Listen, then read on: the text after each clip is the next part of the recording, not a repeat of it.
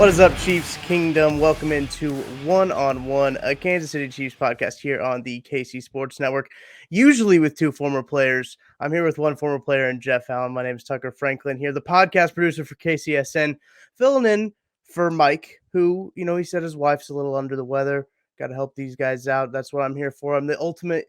I like to describe myself as a utility player. Like in baseball, you can play Hey, anywhere. you're that That's swing why. guy. You're like Yes, it's like the that's sixth offensive lineman. You could do it that's all.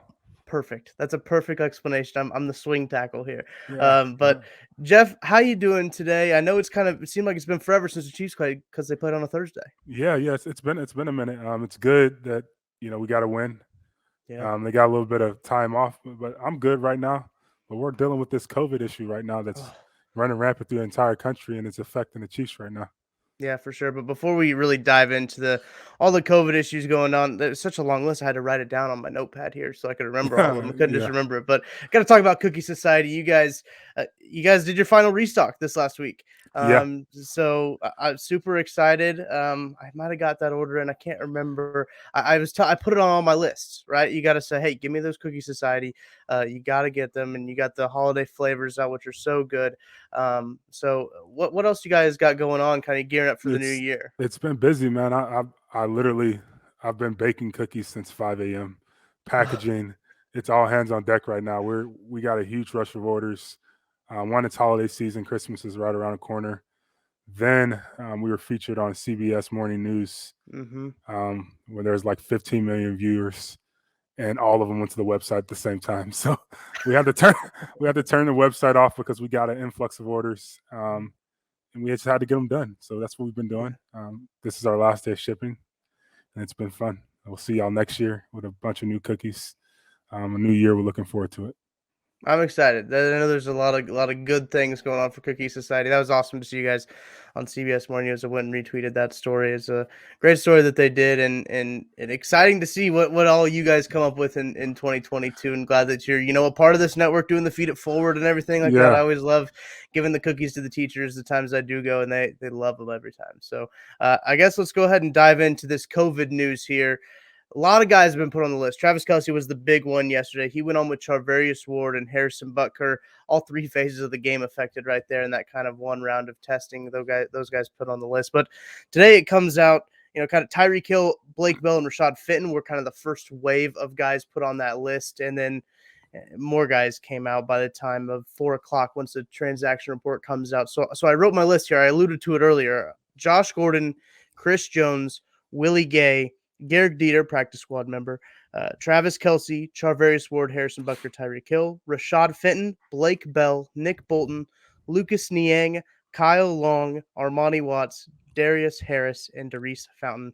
Both Harris and Fountain are practice squad members, but all of those guys are on the practice squad. Jeff, when you hear those names, what's kind of the first thing when you think of it? Those guys might not be available this weekend. Well, that's tough. It's tough. It's definitely going to be an obstacle and something that the team has to overcome. I'm just hoping and praying that they're healthy, that they don't get any severe symptoms or anything like that, and they get back to 100%. But from a football standpoint, it's going to be tough to replace 16 guys, 13 active guys, and then some of the star power if they can't get back. Yeah. So I'm hoping that this is just the end of it as far as going throughout the team, and that everyone else can remain healthy, and we can piece together a team. I hope so too, man. And I tweeted out earlier on Tuesday that the Chiefs have a Pro Bowl roster on their COVID list. Yeah. Essentially, when you look at all the guys on there, and it's kind of scary to think about how far that this can go. I know the NFL released new protocols, and I even admitted on Twitter, like, hey, when they announced those protocols last week, I wasn't paying attention to what the new Yeah. protocols were because they weren't affecting the Chiefs at that Mhm. point.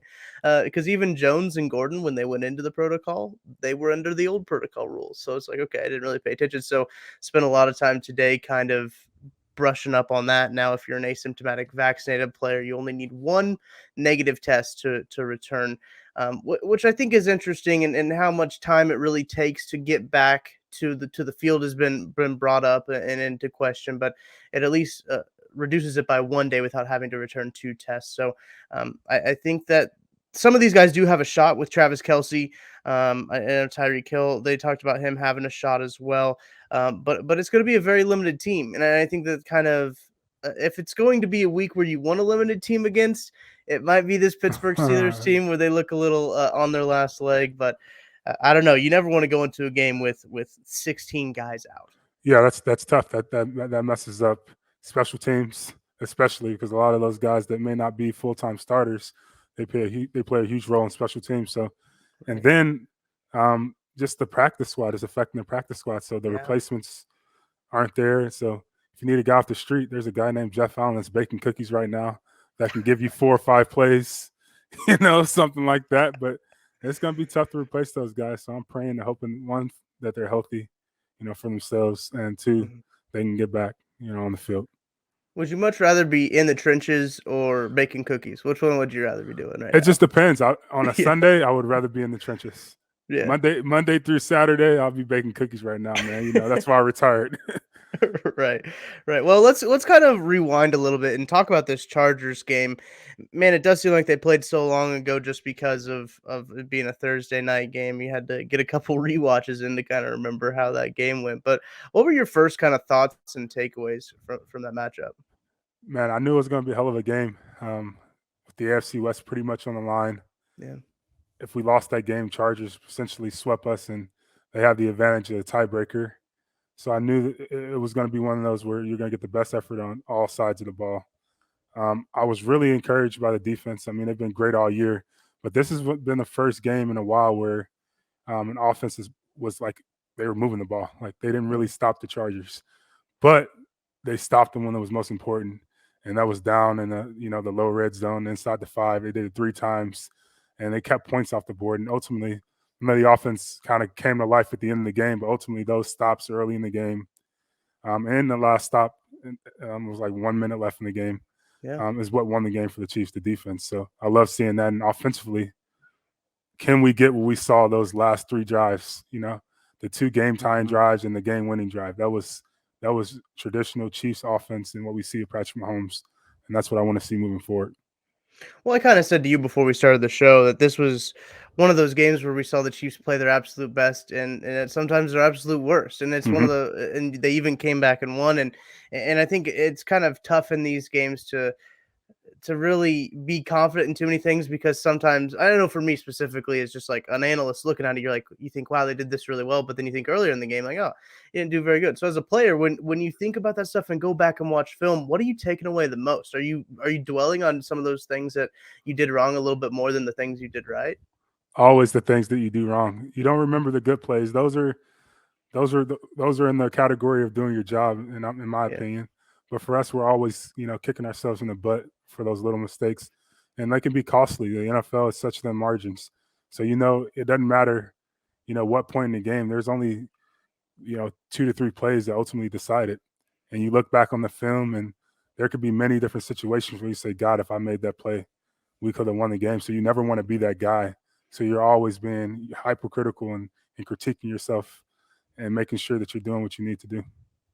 A big topic around this game too was kind of Brandon Staley's aggressiveness, and I think Mhm. on fourth down. And I don't know where you stand on that, Jeff, but what did you think of him wanting to go for fourth down against the Chiefs? I mean, I love it honestly as a player. That even if you lose the game, it sucks, but you're like, man, this guy believes in us.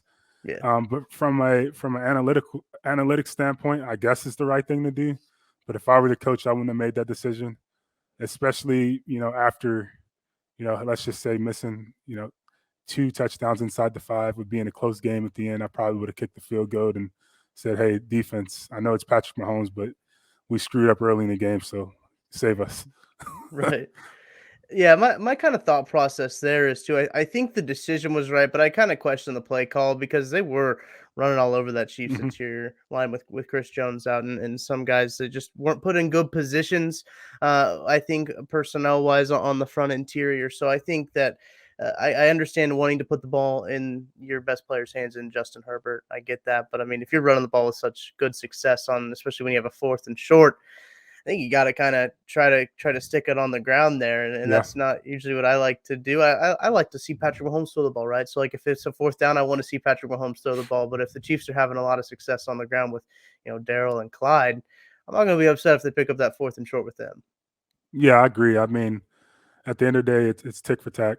I mean, there's no you're right when you're right. You're wrong when you're not when Right. you're not right. So it doesn't matter. Damned if you do, damned if you don't. In situations like that, I do think he made the right decision, especially for his team and how they were performing all game. Their only downfall was not converting those fourth downs in the red zone, and they were You, critical. yeah. And it sucks, but I mean, it still was a good day for their offense. And you gotta, I think Staley even talked about this after the game, is you gotta be aggressive against the Chiefs to Yeah, try to you have to. And I don't fault him one bit. I don't understand why people are really upset at him. I think you made the right calls in terms of they should go for it because they're trying to win the game. They're not gonna try to kick field goals. And usually, I should say this, knock on wood, usually field goals don't beat the Chiefs. When the offense is humming as it is, the field goals won't do the job. So I understand Brandon Staley's point of view. I think this rivalry is just heating up. I yeah. think that with these two quarterbacks too, with them splitting the series this year, it's really exciting to look at the future of this No, series. I'm definitely excited. I love this matchup. I love Justin Herbert. I love Patrick Mahomes. This is going to be fun. This is great for football. This is great for the AFC West. It's great for the NFL. You know, I don't see them beating us. You know what Patrick said on the golf course. I believe I'll it when I see. see it. I believe when I see it. We're seeing a little bit more though. This is going to be a tough matchup for some years to come. But it's only going to make the Yeah. Chiefs better. It's going to make Coach Reed and Veach think about the division now. You have to go get better because to win this division is gonna be tough. With that quarterback over in LA. I almost said San Diego, but LA. Yeah, we were on with Matt Castle this morning when we were doing a little video breakdown, and he kept saying the San Diego Chargers, and he's kicking himself. He's like, I meant L.A. But yeah, it's gonna be fun with those two quarterbacks. These teams are gonna be built to beat the Chiefs too. In these divisional games, Mhm.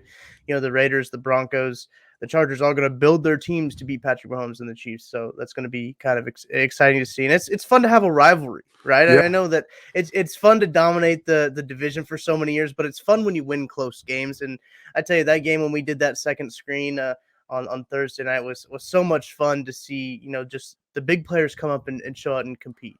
well, how exciting is it? You go into week 15. Usually, last 5 years, you're like pretty much wrapped up the FC West. You're thinking about Right. the playoffs, probably chasing the number one seed. But this game actually mattered, and Mm-hmm. it was a lot of anxious moments. But it's fun seeing that as a fan, experiencing that as a player, and with everything on the line. That's what football is about, and it's a joy.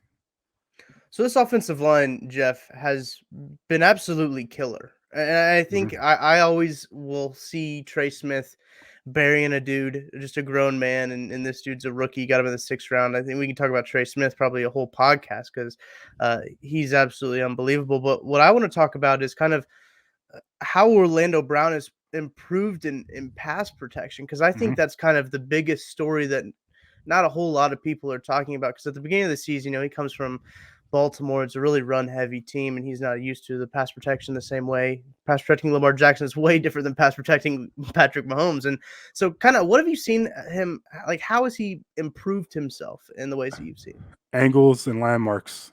He's understanding a little bit more that with Lamar, I mean, he take off a little bit more. Yeah. Patrick, he's in different spots in the pocket. He stays in the pocket a little bit more, but he also sits a little bit deeper than a typical quarterback. So that takes a little bit getting used to as a tackle because in his mind he has a clock in his head. And he also has, kind of the idea of the depth of the pocket. Mm. He thinks if I got this guy 10 yards up the field, I can kind of run him by.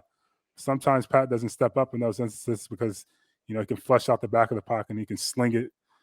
Like he can Right. sling it. He's not a typical quarterback, so he had to get used to that. And Patrick started to get used to him. He's starting to step up a little bit more, not only because of Orlando. I mean, but he has the Hmm. best interior offensive line in the NFL. Right. I mean, between Joe Tooney, Creed Humphrey, and Trey Smith, those are three solid guys inside there. More times than not, they're going to win their matchups, and it's going to be, a really good pocket. So he's getting confidence in that. Orlando's getting used to the depth of the pocket, and we're seeing everyone starting to mesh together.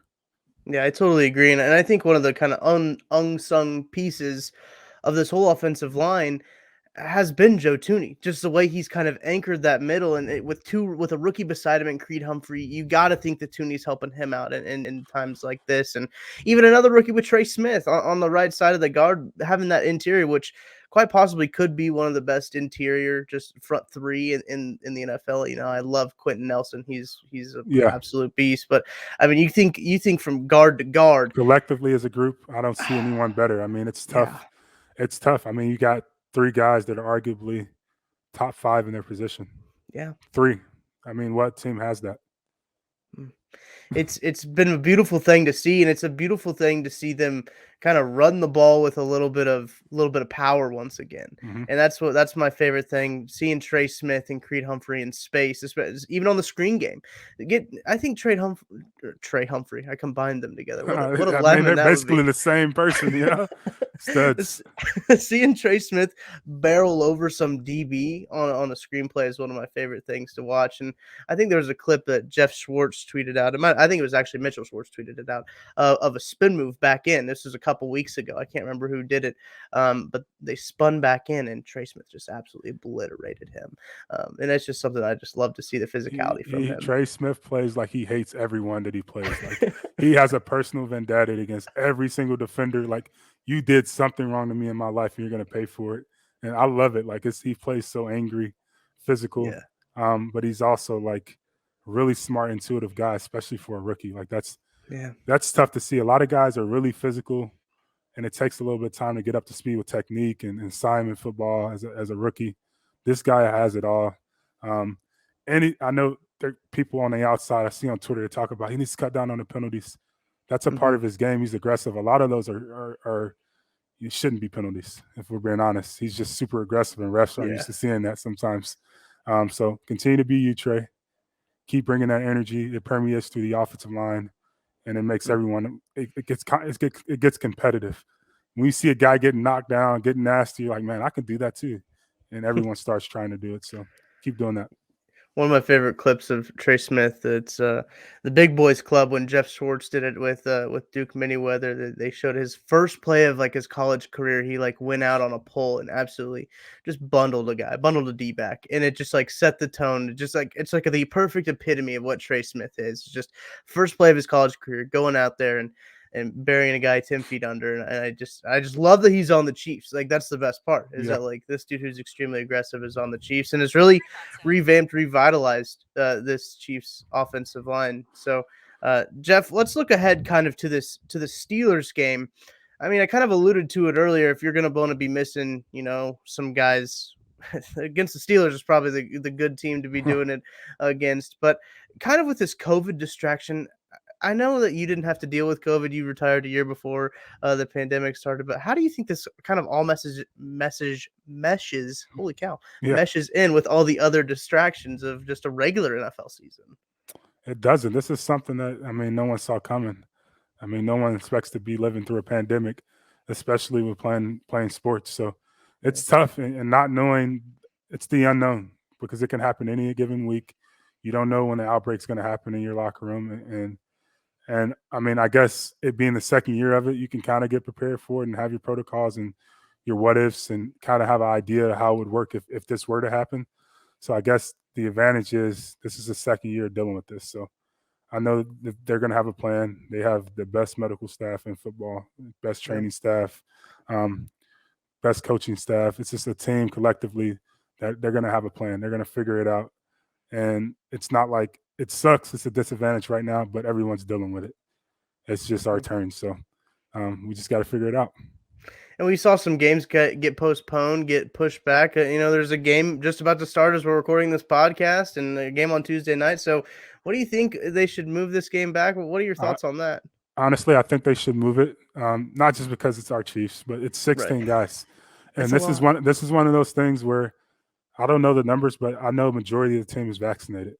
Mhm. So this isn't just an outbreak just based off of people not getting vaccinated or someone breaking the protocol and doing something that was against the league standard.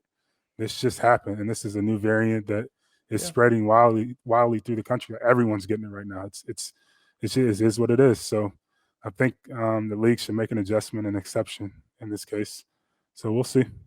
Yeah, I agree. I think it would be for the benefit of probably of both teams here if you really think about it. So I know that the Raiders were upset that they got moved because I think they talked about, well, why do we have a game get moved for other teams, having Yeah. to breach of stuff. I think it's different because it's not a breach of protocols at all. It's just Yeah. just an outbreak. So I think that's a really good point, Jeff. So let's move kind of to the football side of this, right? TJ Watt, I think one of the best defenders in football, is going to be going up here, and that's really my biggest worry is how much havoc he can wreak, and especially if you think on that right side, Lucas Niang, Kyle Long, both on the COVID list. So who's your tackle going to be? Probably going to be Mike Wiley. Rimmers, but Oh, Rimmers, he's back. Wiley, yeah, It might be So Wiley. yeah, We'll see. He played decently in those games yeah, where he played right tackle, and hmm and honestly, it doesn't matter who's in there. Andy Reid's going to have a plan. yeah, He's not going to leave that guy on the island. It's not going to be straight drop back. That is a potential defensive player of the year right there. So there's going to be a lot of attention and TJ Watt's, his direction. And thank God Trey's over there because he's going to take some shots too. yeah. It's gonna be really interesting to watch that matchup too. And I think kind of on the defensive side of the ball, you think about Big Ben. I've been saying this all year. That dude's as mobile as a tree. So I think this is it's a good week for the Chiefs to kind of get after him. What do you think you see on the defensive side of the ball? What kind of the recipe for success is there? Stop the run. Yeah. Stop the run. Put the ball in. No disrespect to Big Ben, but put it in his hands. He's towards the end of his career. He's a Hall of Fame. He's a legend. Respect to one of the greatest to ever do it. But right now, I think we have the advantage if we put the ball in his hands. Yeah, I totally agree. I think Matty Lane even said it too. It's like, this is the week. If you're going to be missing Travis Kelce, if you're going to be missing some of these guys, I mean, this beat up Steelers team is going to be the team to play. They, Juju was out for the year with his shoulder injury. They've got problems kind of all over that. I mean, they have Najee. He's a solid back. He's a stud. He's a stud. But as long as you slow him down, stop him, I think I don't see this being a problem for our defense. But knock on wood, maybe maybe jinxing us right now. But honestly, I don't see much coming from their offense. But they did just pull up a shocker this past week, so. It did really help the Chiefs out too in the quest for that number 1 seed, man. Everything fell into place. Isn't that crazy? Yeah. It's just like the AFC's just giving the Chiefs the number 1 seed. I know, from last in the division, the first in the AFC. It's just crazy. Yeah. So if you want to go and check out this Steelers game at Arrowhead, I believe it is, right? Yeah, home game. Make sure to go check out our friends Tickets for Less. You can use the promo code KCSN21 to get the best deal available. It's not like a set promo code like some of these promo codes you get out there, 20%, 10%. This one will give you automatically the best deal possible on Chiefs tickets. So you go in, you find your tickets that you want. As soon as you go to checkout, type in KCSN21. It's going to give you the best deal on tickets that don't have fees. That's the best thing about Tickets for Less. They don't have fees involved. I don't know, Jeff, if you ever go to SeatGeek or StubHub, you go and you're like, oh, these tickets are only $10. I'm going to go to this baseball game.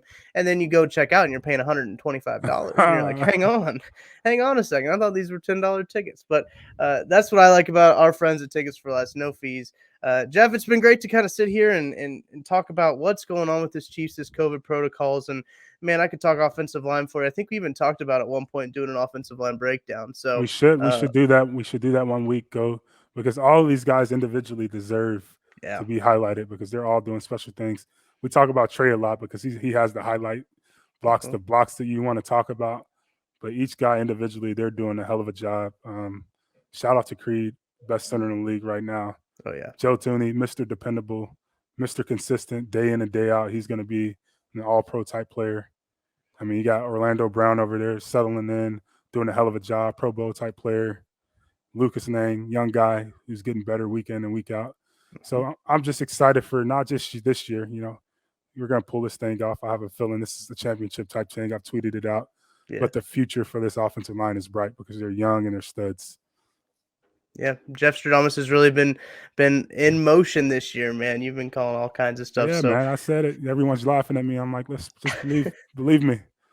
Yes, sir. Well, Jeff, appreciate the time as always. Hopefully next week you and Mike can get on and get talking. I always like sitting in the background here and listening to you guys talk football. It's always one of my favorite times of the week. So we'll get back together in the new year. Happy holidays. You guys enjoy. It was a pleasure. Go Chiefs. Go Chiefs. Merry Christmas. Merry Christmas.